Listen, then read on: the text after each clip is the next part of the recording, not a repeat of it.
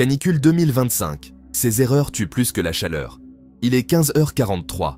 Dans un appartement parisien, la climatisation tourne à plein régime depuis 3 jours. Dehors, le thermomètre affiche 39 degrés. À l'intérieur, la température maintenue artificiellement à 18 degrés crée une différence de 21 degrés. Âgée de 67 ans, elle se lève de son canapé pour aller chercher un verre d'eau. Elle fait 3 pas vers la cuisine. Soudain, ses jambes se dérobent. Son cœur s'emballe, puis s'arrête. Le choc thermique vient de frapper. Ce type de cas survient surtout chez les personnes âgées ou fragilisées, dont le système cardiovasculaire est déjà sous tension en période de canicule. Une transition brutale entre deux températures extrêmes peut provoquer une syncope, voire un arrêt cardiaque. Ce scénario reconstitué d'après les rapports des services d'urgence illustre une tragédie qui se répète chaque été dans toute la France. D'après Santé publique France, plus de 3700 décès attribuables à la chaleur ont été recensés l'été dernier, avec une anomalie de plus 0,7 degrés au-dessus des normales, sans compter les plus de 14 000 morts enregistrés en 2003. Mais derrière ces chiffres se cache une réalité encore plus troublante. Ce ne sont pas toujours les températures extrêmes qui tuent, ce sont nos erreurs, nos réflexes mal adaptés, nos gestes quotidiens transformés en pièges mortels. Alors que 13 départements sont déjà placés en alerte canicule depuis le 24 juin 2025 et que l'Atlantique Nord enregistre une chaleur inquiétante, annonçant des étés caniculaires dès 2025, il devient urgent de déconstruire les idées reçues qui transforment nos tentatives de survie en condamnation à mort. Voici 8 erreurs à absolument éviter pendant la canicule. Ne manquez surtout pas notre checklist anti-canicule avant la fin de la vidéo. Elle peut vous sauver la vie. Mais avant d'y aller, si ce type de contenu vous parle, veuillez me laisser un j'aime, partager la vidéo et activer la cloche de notification. On y va. Erreur 1, le piège de la climatisation extrême. Chaque été, les services d'urgence voient affluer des victimes de ce qu'ils appellent désormais le syndrome de la climatisation mortelle. L'erreur fatale, créer un écart de température trop important entre l'intérieur et l'extérieur. Un contraste de température trop important peut provoquer toux, irritation des muqueuses nasales et déshydratation. Mais les conséquences peuvent être bien plus graves. Le choc thermique survient quand l'organisme, habitué à une température artificielle très basse, se trouve brutalement exposé à la chaleur extérieure. Le système cardiovasculaire, déjà fragilisé par la canicule, ne supporte pas cette transition brutale. La température idéale d'une climatisation ne doit jamais descendre en dessous de 8 degrés maximum par rapport à la température extérieure. S'il fait 40 degrés dehors, ne descendez jamais en dessous de 32 degrés à l'intérieur. Cette règle n'est pas une obligation stricte, mais une recommandation issue de l'observation clinique des effets physiologiques d'un écart thermique trop important, notamment chez les personnes sensibles. Préférez une climatisation progressive, commencez par 30 degrés, puis descendez graduellement de 2 degrés toutes les heures. Votre corps s'adaptera mieux et vous éviterez le piège du choc thermique. Attention au piège nocturne. Ne dormez jamais dans une pièce climatisée en dessous de 25 degrés lors d'une canicule si vous avez une santé fragile. Votre température corporelle chute naturellement la nuit. Et l'association froid artificiel plus baisse naturelle peut provoquer des troubles cardiovasculaires fatals. Erreur 2. L'hydratation, quand trop boire devient mortel. Buvez beaucoup d'eau, ce conseil martelé par toutes les campagnes de prévention cache un piège mortel que peu connaissent. L'hyperhydratation peut tuer aussi sûrement que la déshydratation. Un excès d'eau dans l'organisme peut provoquer une hyponatrémie, c'est-à-dire un taux de sodium dans le sang inférieur à la normale, ce qui génère des chutes, des troubles de la conscience, de la somnolence. Cette condition, appelée intoxication à l'eau, cause chaque année des dizaines de morts silencieuses. Ne dépassez jamais 3 litres d'eau par jour en l'absence de pathologies particulières ou d'activités physiques intenses, même lors des canicules les plus intenses. Au-delà, vous diluez dangereusement vos électrolytes. Buvez par petites gorgées toutes les 15 minutes plutôt que de grandes quantités d'un coup. Votre organisme absorbe mieux l'eau par petites doses régulières. Ajoutez une pincée de sel dans chaque litre d'eau que vous consommez. Le sodium maintient l'équilibre hydrique et prévient l'hyponatrémie. Mais attention, ce conseil ne s'applique pas à tout le monde.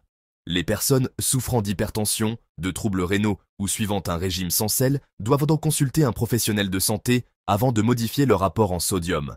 Surveillez la couleur de vos urines. Elles doivent rester jaune pâle. Si elles deviennent transparentes, vous buvez trop. Si elles foncent, vous ne buvez pas assez.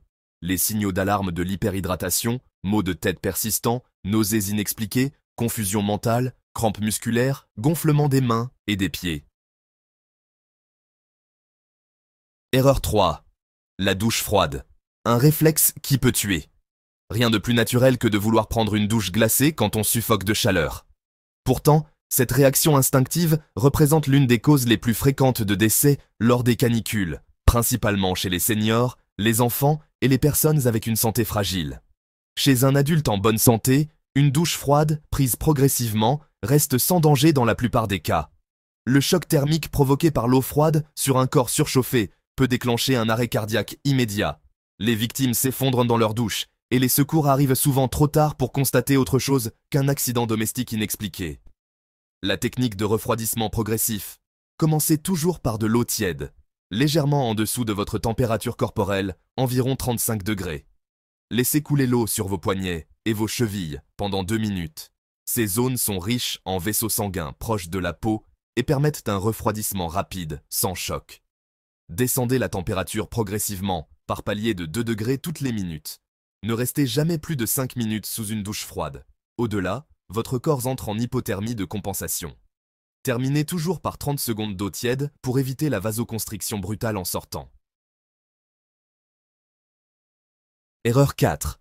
Le ventilateur, l'allié qui devient ennemi. Le ventilateur reste utile tant que la température de la pièce ne dépasse pas 35 à 37 degrés. Au-delà, il ne rafraîchit plus vraiment et peut même accélérer la déshydratation, surtout chez les personnes âgées. Pensez à bien vous hydrater et à utiliser le ventilateur par intermittence, ou en dirigeant le flux d'air vers le plafond ou un bol d'eau fraîche. Le principe physique est simple. Quand l'air ambiant dépasse la température de votre peau, soit environ 32 à 33 degrés, le ventilateur ne fait plus que brasser de l'air chaud. Pire encore, il accélère l'évaporation de votre sueur sans vous rafraîchir, créant ainsi une déshydratation rapide et sournoise. Alors, comment utiliser le ventilateur intelligemment? Placez un bol d'eau glacée devant votre ventilateur. L'évaporation créera une zone d'air frais localisée. Utilisez votre ventilateur par intermittence, 20 minutes en marche, 20 minutes à l'arrêt. Cette alternance évite la déshydratation continue. Dirigez le flux d'air vers le plafond plutôt que directement sur vous. L'air chaud monte et sera mieux brassé. Enfin, arrêtez systématiquement votre ventilateur si la température ambiante dépasse 37 degrés. À ce niveau, il devient franchement dangereux.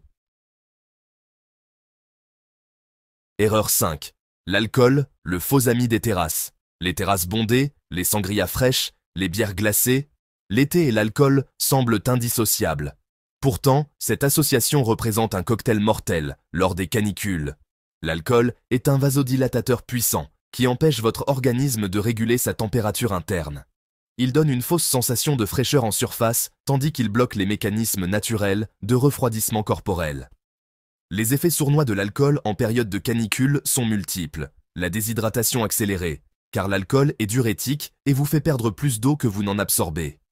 La vasodilatation périphérique, votre sang afflue vers la peau, laissant vos organes vitaux en sous-perfusion. L'altération du jugement, vous ne percevez plus les signaux d'alarme de votre corps, comme la soif, la fatigue ou les vertiges. Et enfin, la perturbation du sommeil, car l'alcool fragmente votre sommeil et empêche la récupération nocturne essentielle. Erreur 6. Les vêtements, quand la mode tue. Porter du noir en pleine canicule peut sembler être du bon sens inversé, mais cette évidence cache des subtilités mortelles. Le choix vestimentaire devient une question de survie quand le thermomètre s'affole. Les tissus synthétiques, populaires pour leur résistance et leur facilité d'entretien, deviennent des pièges à chaleur mortels. Le polyester, le nylon et l'acrylique empêchent l'évaporation de la sueur et créent un véritable effet sauna corporel. Alors, quel est le code vestimentaire de survie? Privilégiez le coton, le lin et le chanvre. Ces fibres naturelles laissent respirer la peau et facilitent l'évaporation. Portez des vêtements amples, car l'air doit pouvoir circuler entre votre peau et le tissu. Choisissez des couleurs claires, mais évitez le blanc pur qui reflète les UV vers votre visage. Le beige, le sable et les crus sont vraiment optimaux. Couvrez-vous intégralement, car paradoxalement, exposer sa peau au soleil direct est plus dangereux que de la protéger sous un tissu léger. Et enfin, changez de vêtements dès qu'ils sont humides. Un vêtement trempé de sueur colle à la peau et empêche le refroidissement naturel. Erreur 7. Alimentation, ce que votre corps ne digère pas facilement sous 40 degrés. Manger une salade fraîche par 40 degrés semble logique. Pourtant, cette habitude peut s'avérer fatale pour votre système digestif, surchargé par la régulation thermique.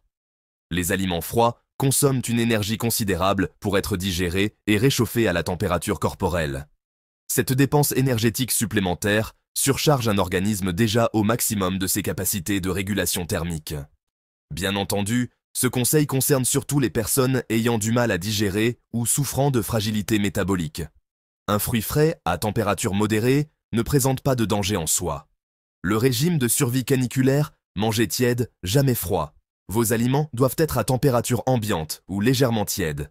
Privilégiez les aliments riches en eau, concombres, pastèques, tomates, mais consommés à température ambiante. Évitez les protéines animales qui demandent beaucoup d'énergie pour être digérées. Fractionnez vos repas, 5 à 6 petites prises alimentaires plutôt que 3 gros repas. Salez légèrement plus que d'habitude pour compenser les pertes sodiques de la transpiration. Erreur 8. L'exercice quand le sport devient suicidaire. Il faut maintenir une activité physique même en été. Ce conseil médical général devient un piège mortel lors des canicules extrêmes. Chaque année, des joggeurs s'effondrent sur les pistes, victimes de coups de chaleur foudroyants. L'exercice physique augmente votre température corporelle interne de 2 à 4 degrés. Quand il fait déjà 40 degrés à l'extérieur, cette augmentation peut porter votre température interne à 43 ou 44 degrés. Seuil létal pour le cerveau et les organes vitaux. Cette limite est indicative. L'essentiel est d'adapter l'intensité de l'effort à sa propre condition physique et aux signaux corporels. L'exercice léger à l'ombre peut être maintenu pour certaines personnes. Les règles d'or de l'activité physique en canicule. Aucun exercice intense si la température dépasse 32 degrés. Cette limite n'est pas négociable. Si vous devez absolument bouger, limitez-vous à 15 minutes maximum d'activité très modérée. Arrêtez immédiatement au moindre signe. Vertige, nausées, crampes, confusion. Hydratez-vous avant, pendant et après, mais sans excès, maximum 200 ml toutes les 15 minutes. Les populations à risque, identifiez les vulnérabilités cachées. 28% des décès ont été observés pendant les canicules telles que définies par le plan de gestion des vagues de chaleur, alors qu'elles ne représentent que 6% des jours étudiés. Cette statistique révèle l'intensité meurtrière des épisodes caniculaires, mais elle masque une réalité. Certaines populations présentent des vulnérabilités insoupçonnées. Les vulnérables invisibles, les personnes sous antidépresseurs, ces médicaments perturbent la régulation thermique et augmentent le risque de coups de chaleur de 300%. Les diabétiques, la déshydratation perturbe la glycémie et peut provoquer des comas diabétiques masqués par les symptômes de la chaleur. Les personnes obèses, la graisse isole thermiquement et empêche l'évacuation de la chaleur corporelle. Les travailleurs de nuit, leur rythme circadien perturbé, altèrent les mécanismes naturels de thermorégulation. Comment reconnaître les signaux d'alarme vitaux? Savoir identifier les premiers signes d'un coup de chaleur peut faire la différence entre vie et mort. Ces symptômes apparaissent souvent de manière subtile avant l'effondrement brutal. Ces symptômes peuvent apparaître de manière diffuse et sont parfois confondus avec une simple fatigue. Mieux vaut réagir trop tôt que trop tard, surtout chez les personnes à risque. L'escalade mortelle des symptômes. Phase 1, réversible. Fatigue inhabituelle, soif intense, léger maux de tête. Phase 2, critique. Nausées, vertiges, crampes musculaires, confusion mentale. Phase 3, urgence vitale. Arrêt de la transpiration, température corporelle, 40 degrés C, perte de conscience. Les gestes qui sauvent, dès la phase 1. Arrêtez toute activité, mettez-vous à l'ombre, buvez par petites gorgées. Phase 2. Appelez les secours, refroidissez le corps avec des linges humides tièdes, jamais froids. Phase 3. Position latérale de sécurité, refroidissement d'urgence des points de pulsation, poignets, tempes, cou. Parlons maintenant des fausses solutions qui aggravent la situation. Internet regorge de soi-disant astuces miracles pour survivre aux canicules. Beaucoup de ces conseils viraux sur les réseaux sociaux sont non seulement inefficaces, mais potentiellement mortels. Voici quelques mythes à oublier absolument. Mettre les pieds dans l'eau glacée provoque une vasoconstriction qui empêche l'évacuation de la chaleur. Boire de l'eau glacée peut entraîner un choc thermique et des spasmes gastriques. Dormir nu, sans vêtements pour absorber la sueur, fait stagner l'humidité sur la peau et empêche le refroidissement. Enfin, ouvrir toutes les fenêtres en pleine journée fait entrer l'air chaud et peut transformer votre intérieur en véritable four.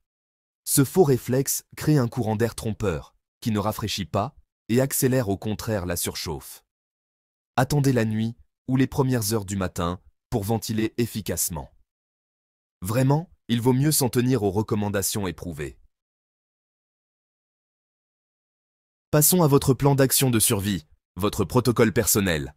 Face à l'urgence climatique qui s'accélère, chaque foyer doit établir son propre protocole de survie caniculaire. Ce plan doit être personnalisé selon votre âge, vos pathologies et votre environnement. Voici une checklist de survie immédiate à suivre. 3 jours avant la canicule, vérifiez votre matériel de refroidissement, faites vos courses pour éviter de sortir en pleine chaleur, préparez des vêtements adaptés et informez vos proches de votre plan. Le jour J, fermez tout avant 10 h du matin, programmez votre hydratation avec des alarmes toutes les 15 minutes, surveillez votre température corporelle et évitez toute sortie entre 11 h et 18 h. Pour le protocole d'urgence, ayez les numéros d'urgence bien en évidence, un thermomètre médical accessible, du linge humide prêt à l'usage et un plan d'évacuation vers un lieu climatisé. Cela peut paraître beaucoup, mais c'est essentiel. L'avenir c'est simple, s'adapter ou périr. Plus de 600 décès sont attribuables à une exposition à la chaleur pendant les épisodes de canicule, soit plus de 10% de la mortalité toutes causes confondues durant ces périodes. Ces chiffres, loin d'être anecdotiques, révèlent l'ampleur d'une crise sanitaire qui ne fait que commencer. Les canicules ne sont plus des événements exceptionnels. Elles deviennent la norme d'été que vous devez apprendre à vivre, et non plus à subir.